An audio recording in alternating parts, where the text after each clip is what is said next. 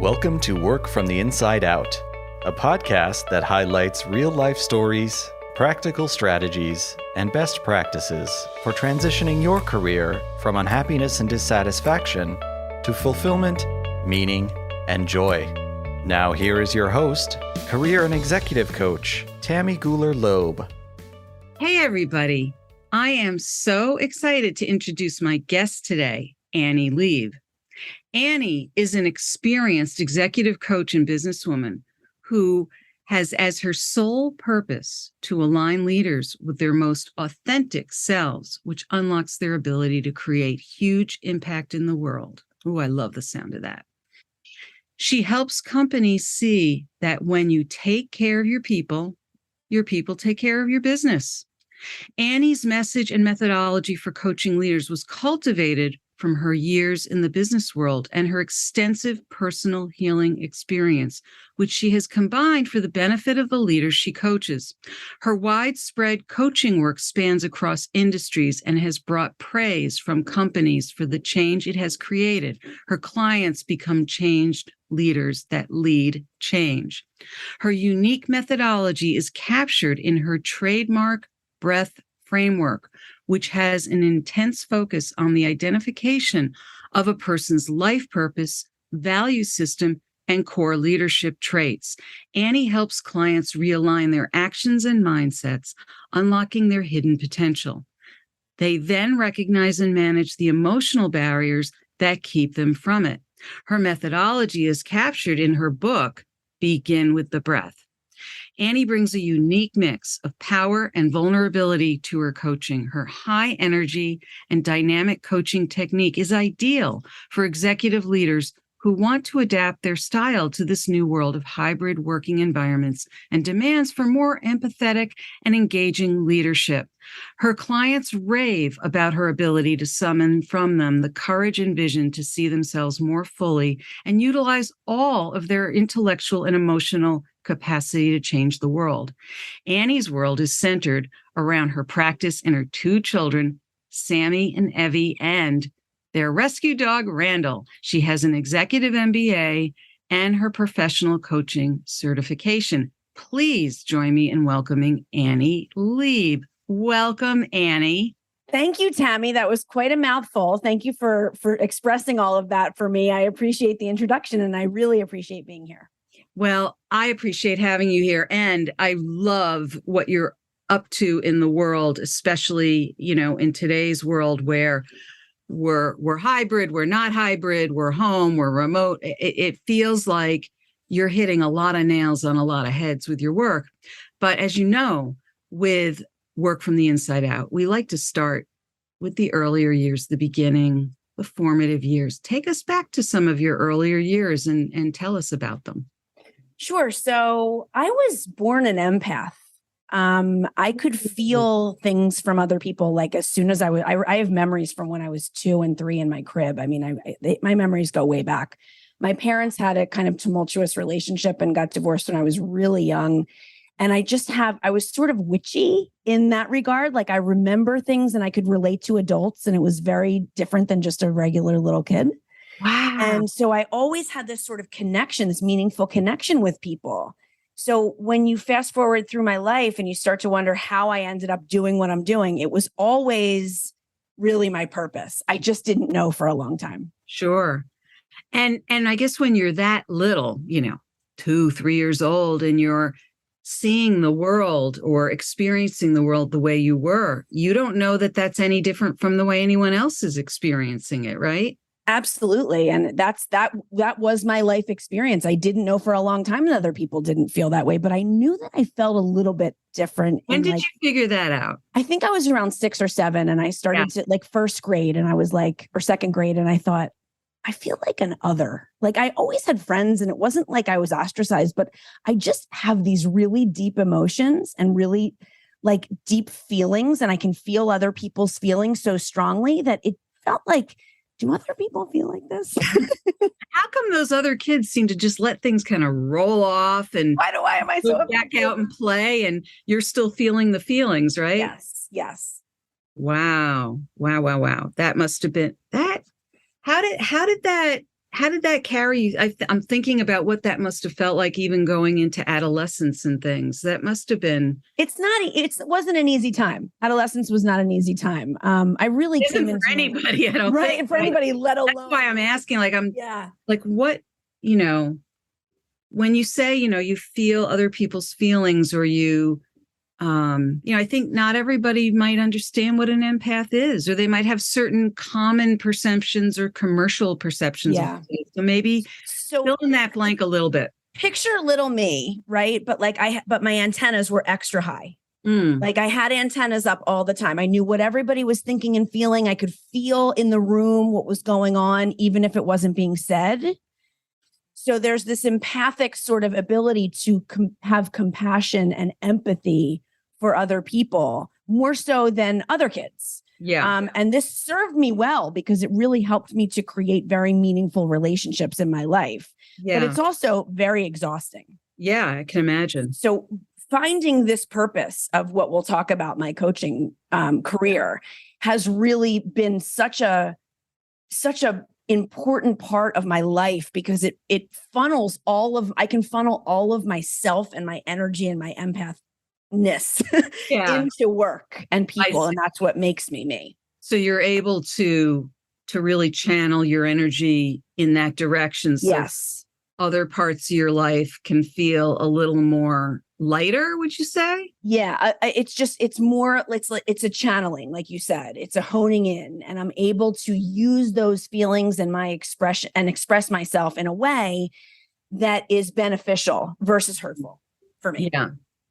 Because I know some people who, and we will move on from this topic, but it's interesting because some people who claim to be, and I don't mean claim as if they're not, but some people who identify as an empath are also will say that they're highly sensitive people. So they're actually two different things. Yeah. HSPs are different, but they're very, very similar. So you're right. I am definitely very sensitive. I mean, we're talking like my feelings, but also my skin, my eyes, I'm very sensitive to sunlight. My skin I'm very fair. So I'm very affected by heat, much more than other people. So it runs through me both physically and emotionally. Okay. It's interesting like that. Yeah. Yeah. So I just think it's helpful for people to understand that, not just to have an idea of what your experience is like, but also what you bring to the table too, right? Well, when you have this in your life, it can be a blessing and a curse, right? But right. It helped me to experience life in such an intense way that it's rare that I meet someone, particularly executives that I coach, that I haven't gone through what they're going through, or I can't relate and understand to what they're saying. So it's allowed me to have that kind of experiential learning that I could funnel, like I said, into my work. And it's been very beneficial for my practice. Yeah. Now, when you start working with somebody right away, do they know that you're an empath?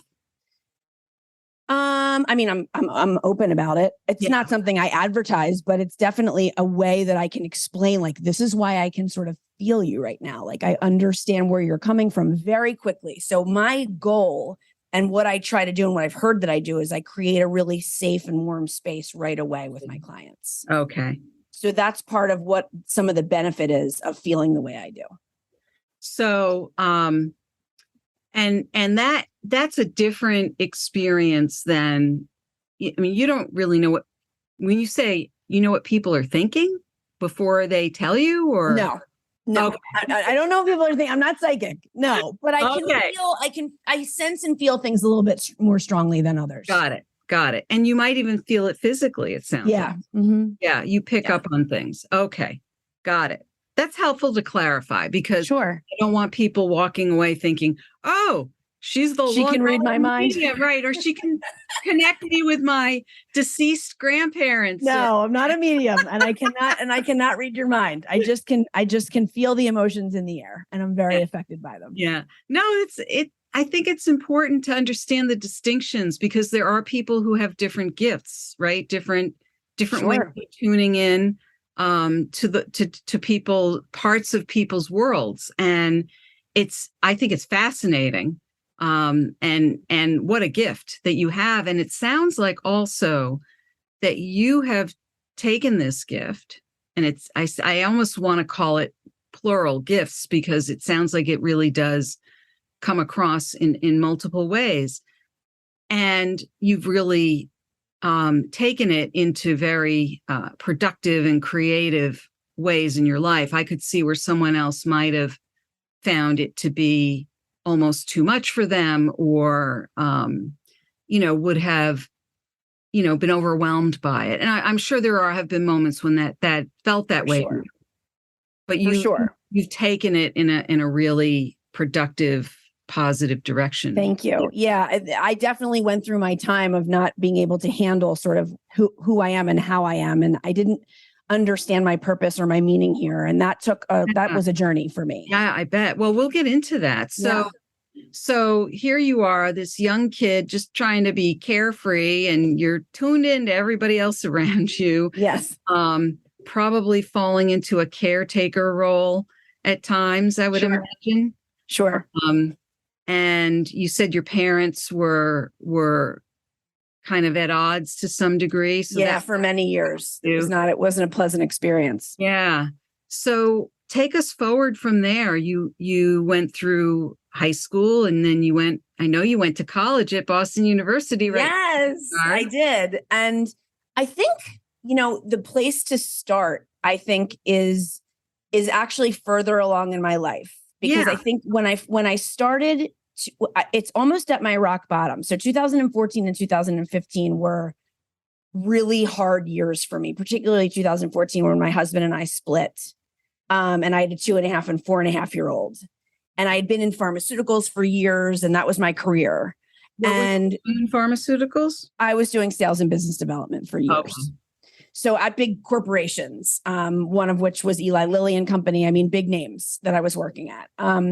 And my husband and I split, and I was at an auto body shop signing my divorce papers, because that's where the notary was. Okay. This is my story. This is crazy. Oh my goodness. And I'm like, what am I doing? My life is like, what's happening? And I'm feeling everything so heavily. And I look over to the wall, and I see a Ralph Waldo Emerson poem. I kid you not, at an auto body shop on the wall. And it says something about breath. And I think to myself, you can strip me of everything, but you can't take my breath. That's mine.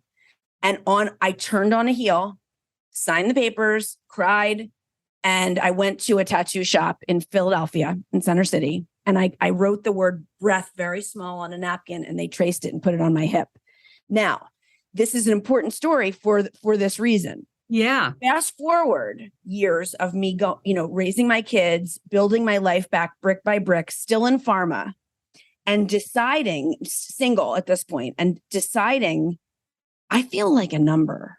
I don't feel like I'm being seen and heard. I need to do something more with my life. There's more impact I need to make. This isn't doing it for me. Yeah. There's light in here that isn't coming out. Mm-hmm. And that's when I decided to go back and get my executive MBA. That was 2018. So I left corporate America, started like doing a little consulting on the side so I could put myself through school.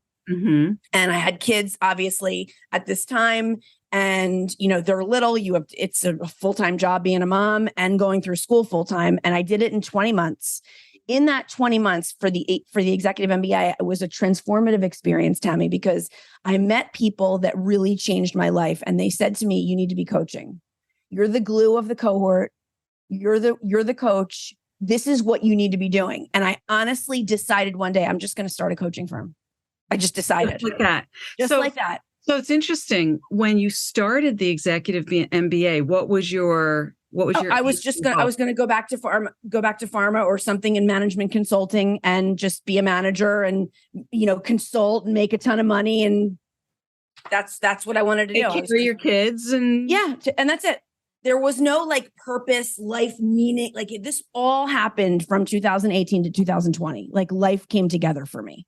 So I'm curious, I'm going to take you back to the auto body shop for a moment, though, because I am struck by that Ralph Waldo Emerson poster, and there you are, probably feeling raw, horrible. I mean, it just sounds so it's just, I mean, I'm sure you can laugh now, there you are in an auto body Yeah. signing divorce Totally. papers, right? Yeah. I mean, when you first said that, I thought, oh, did you have an accident? What happened? No, You had an auto. There was a notary there that had to watch us sign. Yeah, it was awful. So and then you look up, you see this poster and you have this, epiphany about breath, right? This moment.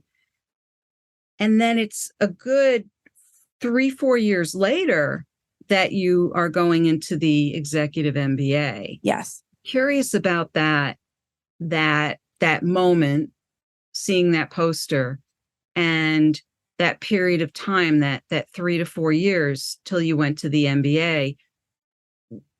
What were you reflecting on that poster more, or the breath, or was it just that quick moment? No, so it's a great question. So that moment was a moment that sort of became more of a moment later that impacted my life. So the next few years, when I said I was building my life back brick by brick, it was very go through the motions. I was still on this treadmill, this hamster on a wheel, just sort of building my life back, taking care of my kids and trying to make ends meet. Right. Right. Well, I can imagine. I mean, I think a lot of people go through, really what we would call the stages of grief, right? Totally. And I needed that time. I needed that time to build myself back up. But this is the key. This is where breath comes in. So 2020, it's the turn of the year of 2020. My MBA is going to be over in May. COVID hits. The world is turned upside down. I have this little consulting firm that I'm changing into a coaching firm.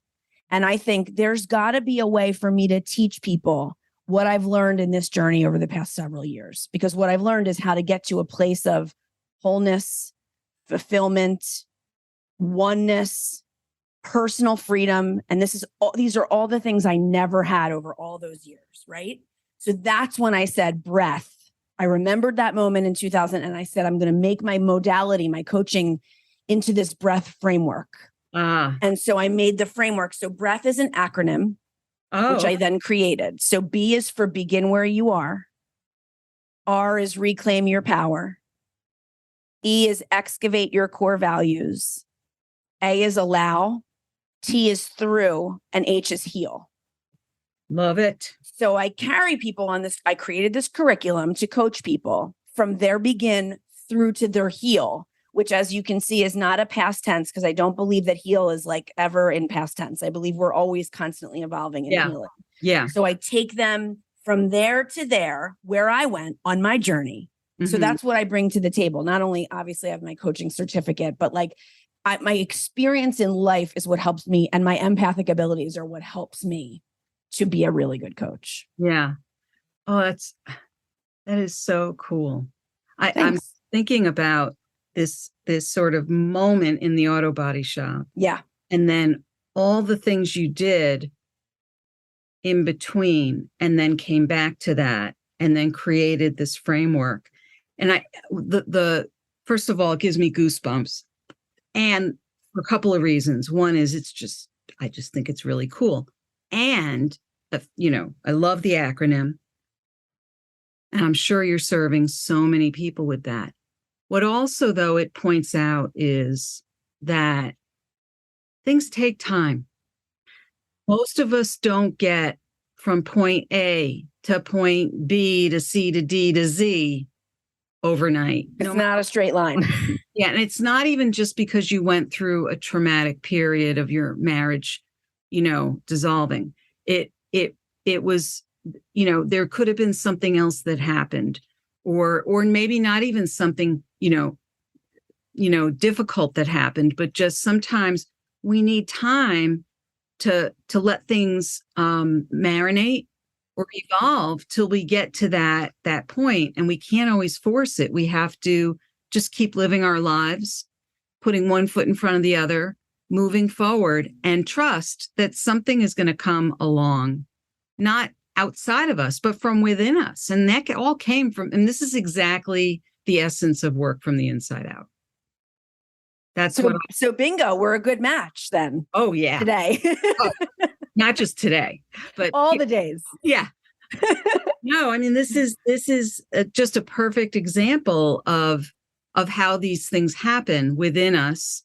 And, my hunch is if you hadn't been there, it would have come from somewhere else. It would have happened. Or I needed to be there to experience this to Yeah. get where I am today. Like that's the kind of ways that I think that the universe works in. Yeah. There are reasons that we go through what we go through on our journeys. There are always reasons. And all the things that I've been through and gone through and experienced, I could be one of those people that sits and is resentful and angry and pointing fingers and frustrated, but like life is just not like that for me. I just refuse to allow that. All of that led me to right here, which is this place of what I call the soul center, which is your place of fulfillment, wholeness, what I was naming before, that personal freedom. I know my core values. I embed them in everything I do and work in life every day. I've become this, I can say it proudly, like this incredible mother. My relationship with my children is outstanding. It's my favorite job in the world, as much as it's the hardest, most thankless job in the world. I say the same thing about being a mother. So you get it. I mean, it's just amazing. And now they're, about to be 11 and 13, and they've become with boundaries, obviously, but friends. They're just like people with opinions, and we hang out, and you can have we talk about stuff. And they're cool. They're cool. They think about things, and and I love to see their perspective and seeing through their eyes. And that's just been, and they get to see me, especially my daughter gets to see me as a woman come from the depths and come back and create this successful business and career by myself. I mean, I'm bootstrapped. I don't have funding. I don't have handouts. I've done this myself. So like she's watched that because they went through my MBA with me. And when I would, I didn't know which way was up. I'm trying to make ends meet. I'm trying to figure this out. I'm starting this business. And now she can see some of the fruits of my labor, and both my son and my daughter. But as a woman, as you can understand, it's just, I love that she can see that. Well, that's the world we live in, unfortunately, that women have to work harder to get to certain places. I agree with you about it. I mean, or I would say work differently. Differently is a great word. Yeah, because I think harder isn't always, they can work harder and still not get there. Work differently is probably the way to put it. So this is fascinating. So tell us so for the most part, you worked in the pharmaceutical industry until you did your executive MBA, and then you were consulting, and then that went into the coaching practice. So that was in 2020. So there's a little bit more to the story, which is I got very involved during my MBA on LinkedIn. Particularly in 2020, like 2019 and 2020 till now, I got very involved, and I got an extremely engaged audience just by showing up and being me. So tell me more about how you did that. So I didn't really understand LinkedIn as a business tool. And then one day I just said, I'm going to start posting. And I'm going to do video. Now, the algorithm was a little bit different. Inside scoop here. A couple years ago, video was really big. Yeah, it's not as big now. Now they want, I don't know why. I don't really understand, because I loved video, but it really connected me to my audience. And I got I've grown this really engaged following of over 30,000 people that like, I seriously consider my LinkedIn family. That's amazing. Like that's my going to the office when I sign into LinkedIn in the morning. That's me going to the office. And I converse with people, and I network, and I meet people, and they know what I do. They know what I represent. They know my brand, which is totally authenticity and real and raw. And I would go on in the morning on video, like out for a run. And I would be like, this is what I'm feeling today, and just share myself. And that's how I made this brand. That's how I created this company, just by showing up. And I still do it every day. And it just continues to grow. And the support is like nothing I've ever experienced. So when people are like, oh, you have a business? Are you on Facebook? Are you on Twitter? I don't do any of that stuff. I'm a LinkedIn girl. Tried and true. That's what I know. That's my baby. I love it. And I think that's an important lesson for people to hear too, that you you don't have to spread yourself all over the place. You shouldn't, actually. You shouldn't, unless you hire a company that's going to do stuff for you, which I didn't really want to do because I really want it raw and authentic from me. That's my brand. Right. Unless you, but the point that I was trying to make to you is that I had a couple of senior level executives that found me on LinkedIn. And if anything was ever handed to me, it was this. I did the hard work, but they found me on LinkedIn and were very impressed with my message. And that's how I got into a couple different corporations coaching. So I don't want to ever act like I wasn't given these gifts, like I went on and I was myself, but there's some really special, important, influential, high level executives that said, what you're doing sounds a little different than what I've seen before. Tell me more. And that's how I had sort of the door open for me. And then, of course, I had to do the work to gain the contracts and be able to coach people. But I want to give credit there. That's important. Well, I think you can take some credit too, though. And this is my opinion, that you have to have the credibility and the presence. It's not just that you said some good things on LinkedIn. I'm sure they took a good look at your background, credentials, and said, not only is she saying things we are, she backs it up. She has things to back it up. She's got the cred, basically. And they inquired, and then they liked what you had to say. What they saw. Yeah. So you're right. I shouldn't even call it luck. It was sort of like a kismet type thing. Like it just was supposed to happen. It's a certain brand of luck. And again, my opinion, because I have this thing about luck. When people say, oh, I was just lucky, it's almost their way of not taking credit. Right? Yeah. So luck, you have to show up for luck. Yeah. And it sounds like you were showing up every day. You were showing up every day as yourself, speaking to your own truth. But it sounds like it was always in service to others. It's funny that you say that. Interesting that you're very perceptive. That's what I live and breathe to do, is be in service to others. My healing nature is just, that's what I do. Yeah. And that's what lights me up to help and heal others. Yeah. And that's probably what also refuels you too. Oh, totally. Tammy, on days when I'm not coaching, which is rare, but like, let's say on some crazy world and planet, I took a weekend off and went on vacation, right? like I come back Monday and I don't have anything on my calendar. Like I feel low. I don't feel myself. And then I coach someone and I'm automatically invigorated. It's unbelievable what this job does for me, and that I get to live and work in this passion that I never knew existed, doing pharma for so long and being on that corporate treadmill. Yeah. It's just, there was something so missing for me. Yeah. Yeah.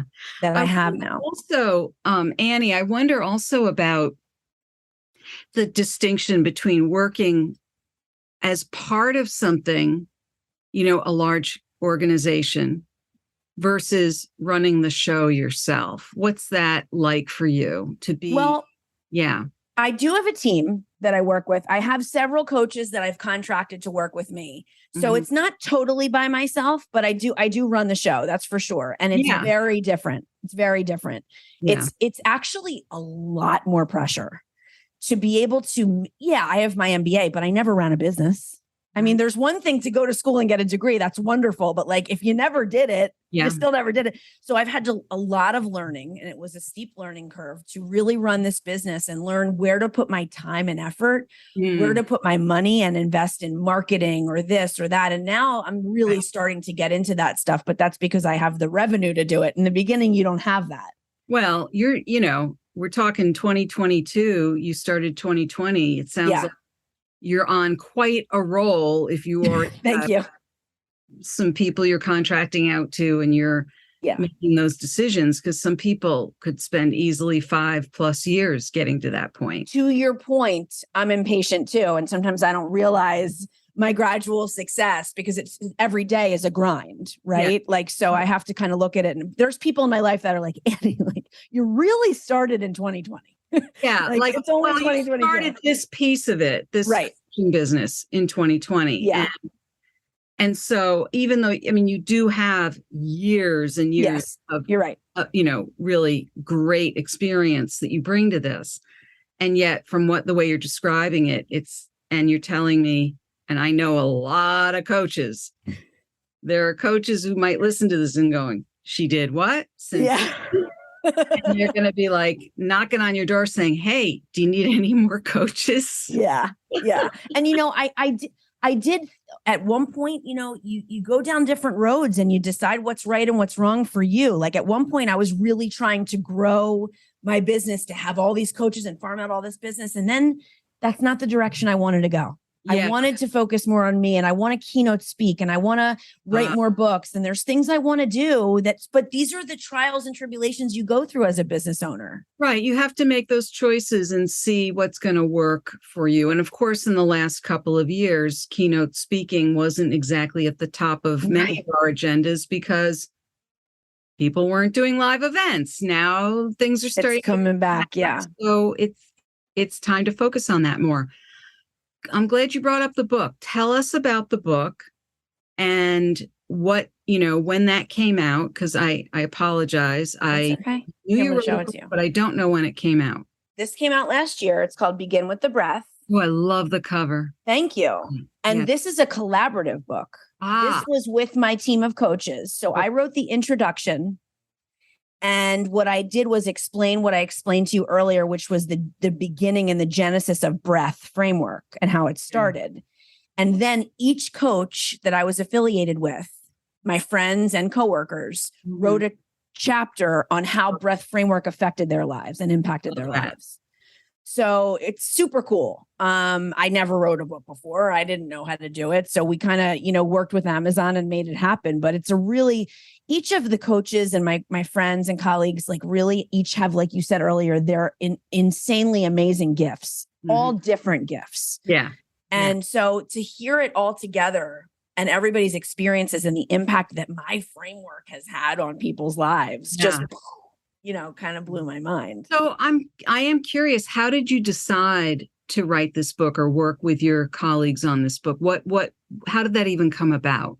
Well, it being a coaching modality that I created and it was really starting to work and have impact in these corporations, it was like the natural next step. It was like, people need to know about this. It's less about Annie's story, more about the framework. There will be more books to come.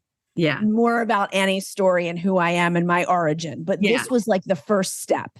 Okay. I see. This made the most sense. It really made, I would even imagine there may have even been people asking you, like some people say, you have a website, right? Do you have a book? Yeah, exactly. It was just like what you do. It's what you do. Okay. So it was that sort of decision. It wasn't like this big epiphany thing. It was like, you know what, will you guys come together and like do this with me? Because I want to explain to the world, at least at a first try and a first shot, what breath framework is and how it affects people. And that's what we do. That's great. So we will have all those links in the show notes so that people can get your book and learn even more about your work.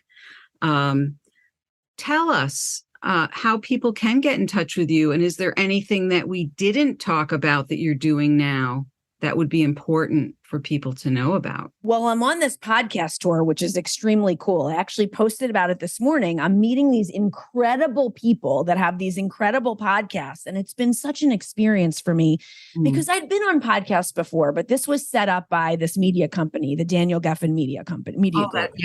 And they are amazing. They are amazing. And I wouldn't know who to go to. I wouldn't know how to get on a popular show like yours. that's not what I do. So they help me to get on these shows. And the experience has been so awesome, so different than some of you just go on your friend's podcast and you guys talk. Like, it's different, like these people have, like you said, I have a sound engineer. I'm like, exactly. You have you've done this many times before. You're highly ranked. You have an audience. So it's been really cool. So I'm doing that. Doing a lot of marketing stuff behind the scenes. I have a huge marketing team working for me that's been amazing. So that'll be some stuff. I'm working on a course called Executive Alignment. Ooh. So that will be coming out probably probably first quarter next year. But my son is getting bar mitzvahed October 8th. So that has taken over my world as far as planning. I was like, I've done, and I'm planning this with my ex-husband, we're great co-parents, but like, this is a lot of work. So I just thought, I'm not going to make myself crazy and get everything filmed for the course. I'll just wait until after the bar mitzvah and then start it. So probably beginning of next year. So tell us a little bit about the course in case Sure. you want to follow up on that. It's going to, first of all, go to my website and you'll be able to read a little bit about it. It's just annieleib.com. So ANNIELEIB.com. Okay. And there will be more coming out about this when I get through this bar mitzvah planning. But, but as you know, it's like my head's going to explode. But so the course is like a taste of breath framework. Oh, so it's me, it's recorded. I'm explaining about B through REATH. I do activities, I do exercises, and it gets people to go, I want to learn more. Let's talk about coaching. I see. Okay. So it's like an intro to my modality. I see. Okay. Well, that's good for people to know. So that'll be coming out early 2023, it sounds like. Yes. Yeah. Oh, that's so exciting. But yeah, you didn't miss anything. You hit on a lot of stuff. LinkedIn is a great place to find me. I'm on there every day. That's my family. Yeah. So LinkedIn is really where it's at to get me. But my website too has tons of information. That's great. So in wrapping up then, you've been through a lot of different transitions, and a lot of people who listen here are considering what their next step is. And it could be professional, personal, combination. What would be a key piece of advice you might give somebody who's considering their what's next? It's a great question. So the first thing I would say is lean hard into your strengths. So many people walk around and they highlight what's wrong with them or what they don't do well. And so much of our life is, this is graded, this is tested, this is what you did wrong, and fixing and fixing and fixing. What about the things that make us unique? Figure out your strengths, figure out your core values, and you will be led down the right path. Lean into them hard. And if you need help with that and you want to talk more about it, please reach out to me. It's my favorite topic. So lean hard into your strengths. Think about how those make you unique. And it sounds like blending that also with your core strengths. Yeah. Your core values. Yeah. Core values. I'm sorry. Yep. No, they're very similar. In fact, some of them are the same. Yeah. Although sometimes I think about strengths, like the kinds of things where, when you were growing up and people say, oh, you're really good at this, you should become a thus and such. And some people then become that thus and such. And then they wake up one day, they're 38, 40 years old, and they go, I don't really Why am I doing this? Like, I'm good at it, but I don't like it. And I think what you're saying is pay attention to your core values and of who you are. So it's a blend, right? Yes. Your strengths with who you are and what's important to you. You're exactly right. Yeah. Yeah. Great advice. Annie, this has been a joy. It's been really nice to hang out with you today. I'm really excited that we got to do this. And I am going to be hanging out with you on LinkedIn a whole lot more. I can tell you that. Yay. I'm so glad. I am too. Thank you so much for being here today. Thanks for having me, Tammy. It was wonderful. I hope you enjoyed my interview with Annie Leib. It was so interesting to speak with her and learn about her extraordinary career and interests. What is your key takeaway from our interview? If you are interested in any of the resources mentioned in today's podcast, you can find them in the show notes on my website at tammygulerloeb.com/podcast. Just look for episode 202. Are you anticipating your next professional move? Check out my award-winning book, Work from the Inside Out, Break Through 9 Common Obstacles and Design a Career That Fulfills You. It's available in print and ebook editions through my website, Amazon, Barnes & Noble, independent bookstores, or through your local library. If you were inspired by this episode with Annie, please share it with your friends and colleagues. And please do subscribe so you don't miss next week's show. Remember, subscribing is always free. Are you enjoying the podcast? I'd love to read your review on Apple Podcasts.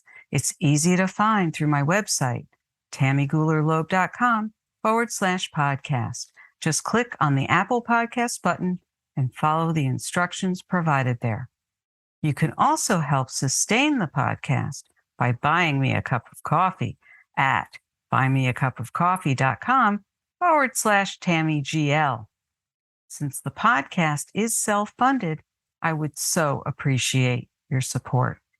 Thank you so much for listening. And remember, it's never too late or too impossible to increase your sense of fulfillment and satisfaction in your work and other meaningful activities. Let me know how it's going for you. I would love to hear from you. Bye for now. Thank you for listening to the Work from the Inside Out podcast. For more information, you can find us at www.workfromtheinsideout.com.